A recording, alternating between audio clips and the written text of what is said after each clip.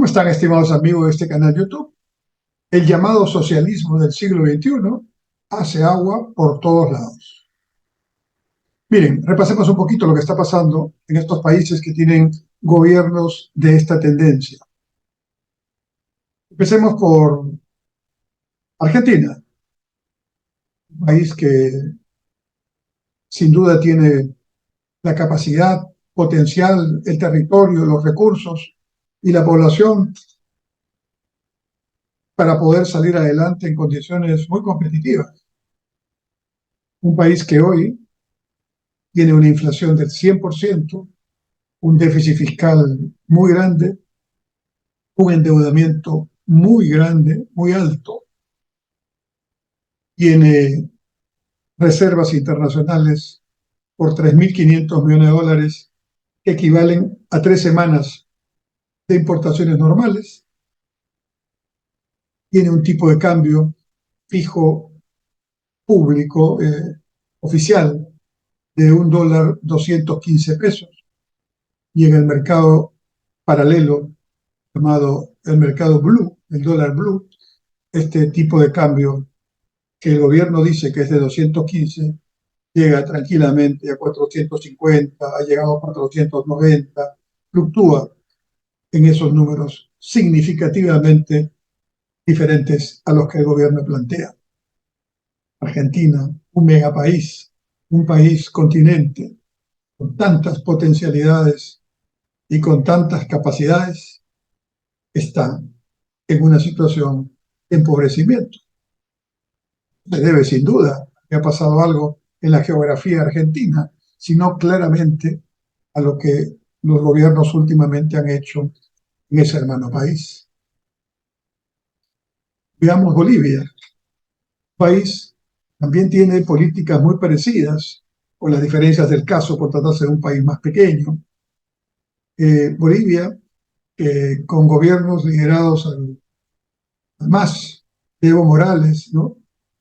En las últimas décadas ha aplicado también políticas contra inversión privada, de estatificación, de sectores de explotación de recursos naturales.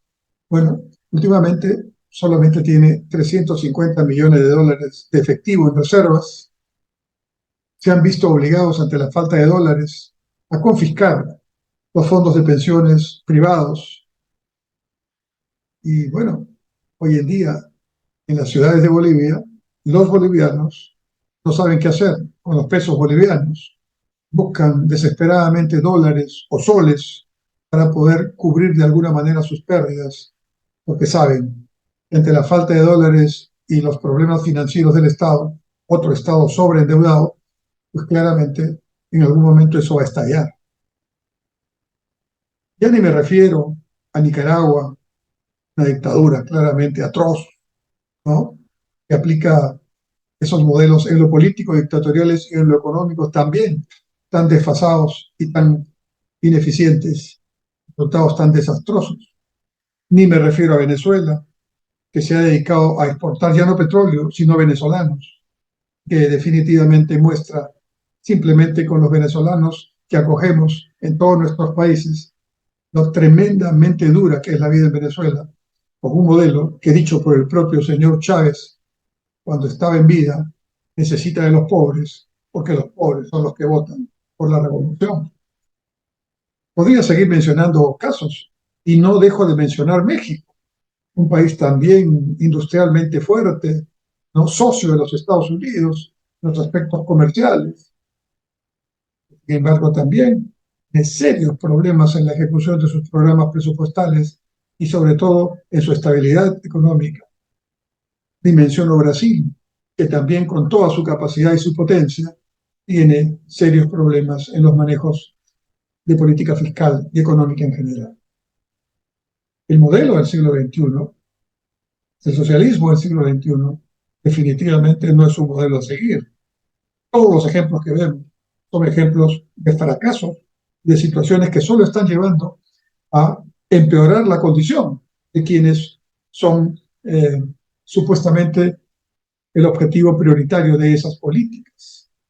En Chile, la situación, como hemos visto en otro video, se complica porque el gobierno del presidente Boric tiene que ver la realidad, ya no la fantasía ni el entusiasmo de una campaña.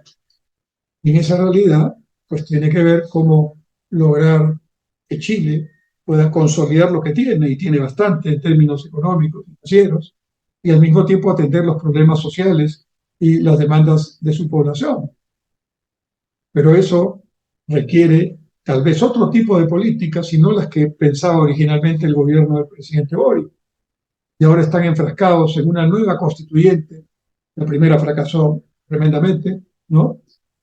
Veremos qué pasa hacia fines del año 2023, cuando esté el texto de esa nueva constitución.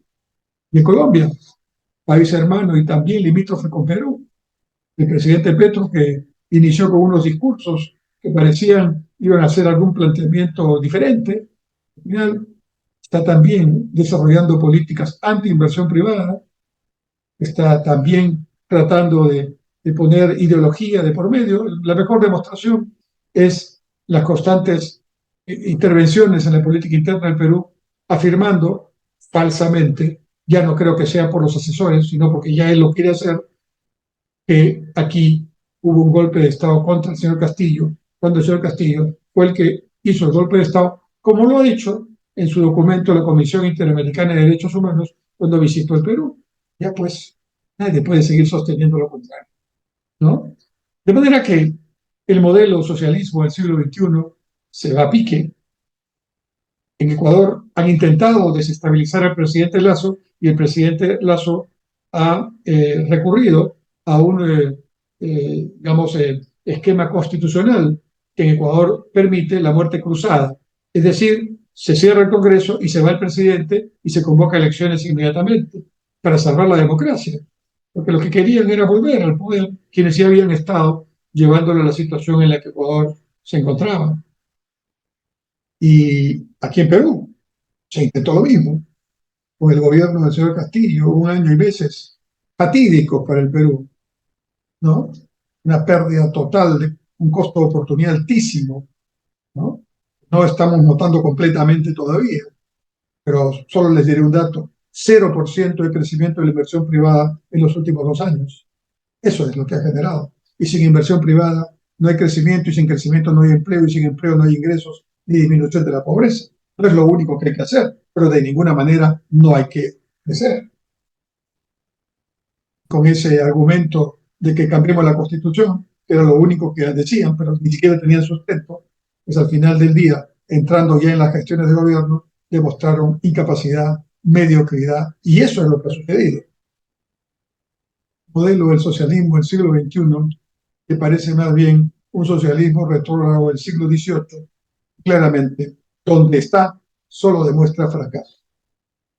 Ahora, las fuerzas políticas de centro, las fuerzas políticas de todo lo que consideramos deben ser los que guardan la democracia, la libertad como principios fundamentales, y el crecimiento económico, el empleo y efectivamente la lucha contra la pobreza, debemos luchar contra estas falsas ideologías, con estos falsos profetas que al final solo empobrecen más a los pobres. Porque he dicho, por Chávez, por Maduro, por Petro, por AMLO, el presidente de México, y por el propio Evo, los pobres, cuando dejan de ser pobres, se vuelven clase media, y por eso no hay que dejarlos ser clase media.